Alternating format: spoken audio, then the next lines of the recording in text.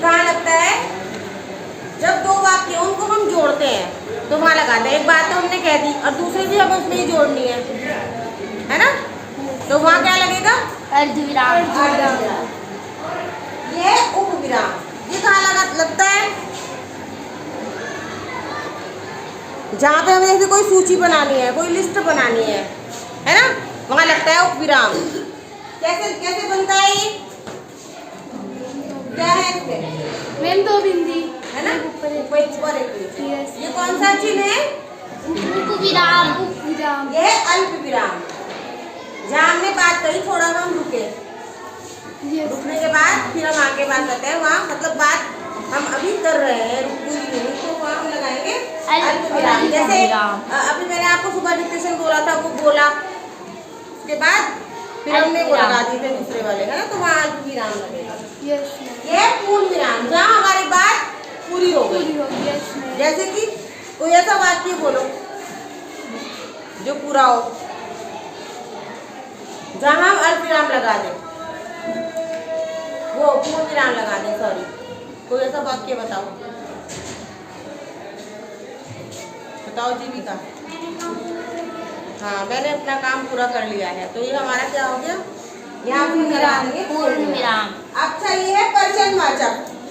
Ma'am जहाँ person से बात में पर्सन, जैसे कि आपका क्या नाम है, तो हम किसी से सवाल पूछ रहे हैं, तो वहाँ हम क्या लगाएंगे? ये प्रश्नवाचक चिन्ह। मतलब और इंग्लिश में इसे कहते हैं क्वेश्चन मार्क। जैसे व्हाट इज योर नेम, ठीक है? तो ये हिंदी में क्या कहते हैं इसको? प्रश्नवाचक। अच्छा, दूसरा है ये आपका उद्धरण चिन्ह। उद्धरण चिन्ह ये कहाँ लगेगा? अगर हमें किसी की बात को जो का तो बताना हो किसी को, जैसे हम बोल के तो बताए, अगर हमें लिख के बताना हो कि उसने ये बात कही थी, तो किसी की कही हुई बात सेम टू सेम अगर हमें लिखनी है, तो हमें उसी बात से पहले और लास्ट में ये चिन्ह लगाने होते हैं। इंग्लिश में इनको इन्वर्टेड कॉमास कहते हैं। उसमें हमें कुछ भी फेरबदल नहीं करना।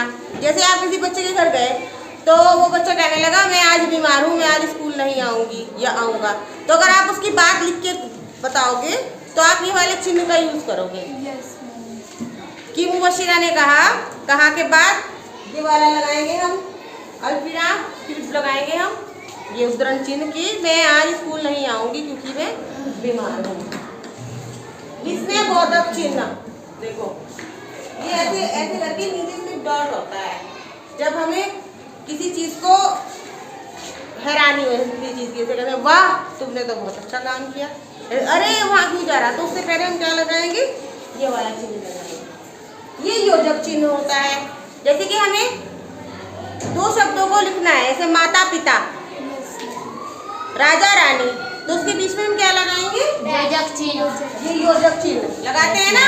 Yes ma'am. जब आप माता पिता या लाभ हानि हम लिखते हैं तो हम क्या लगाते हैं? योजक चिन्ह। अच्छा, और हमारा ये है विवरण चिन्ह।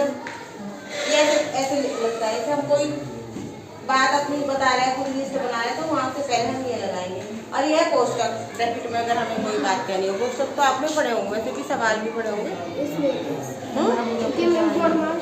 अब बताओ, किसी को कुछ और पूछना है तो आगे समझ में। Yes ma'am. चलो फिर